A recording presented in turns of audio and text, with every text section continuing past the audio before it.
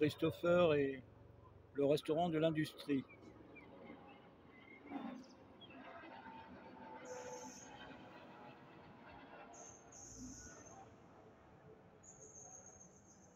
Il y a écrit urbansweeper.com avec un triangle de travaux. Le gyrophare orange se reflète à moins de 25 km/h sur la signalétique d'attention portée face au danger rouge lisière. D'avec l'emplissement jaune et le tramway en inverse passe les rails en contrebas d'une architecture au bâtiment entolé par des pots de plantes vertes dans le bruit des perceuses comme autres disqueuses et, un peu plus loin, la gare SNCF des affectés, départ que j'ai connu, le dernier, comme une première sans cinéma ni clap de fin, puisque nous n'avons pas d'autre vie, nous n'avons pas d'autre vie. La nôtre reste mystère.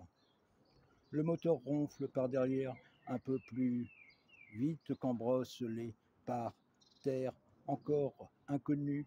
J'écoute les voix qui se rapprochent et passent mécaniquement, pédales ancestrales d'un vélo, si non pédestre randonnée, destiné pour horoscope du matin, gare par Dieu, puis tram secours ferroviaire depuis, suivi par l'allée Saint-Exupéry aéroport, revenant à Villette, je ne sais quelle heure, là, ici-bas, le téléphone en batterie déchargée, instant libre sans pause, cigarette, Villeurbanne, proximité de Bron et de Lyon, Vénitieux, à écouter, parfois, corriger.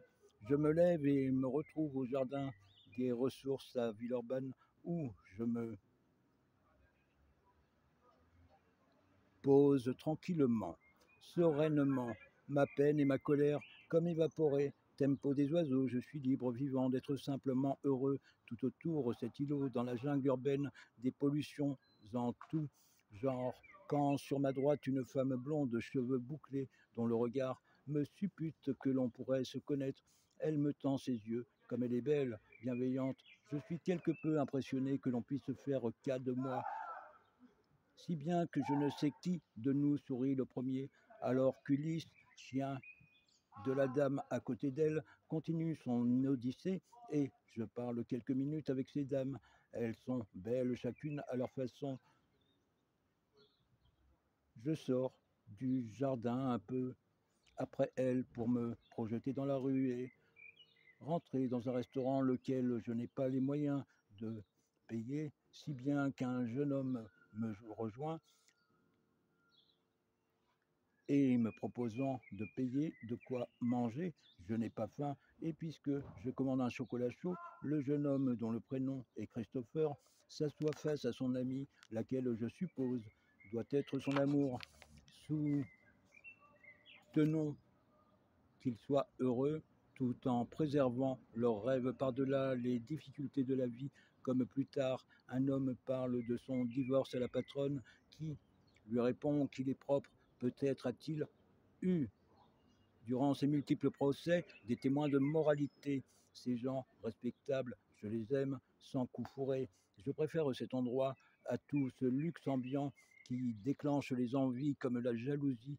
Il y a du jazz dans cet endroit, personne pour te prendre la tête et un accueil comme de moins en moins souvent.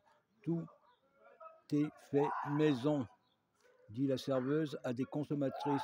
Je ne cherche plus l'amour, j'attends qu'il me tombe dessus. Alors j'observe, j'écoute.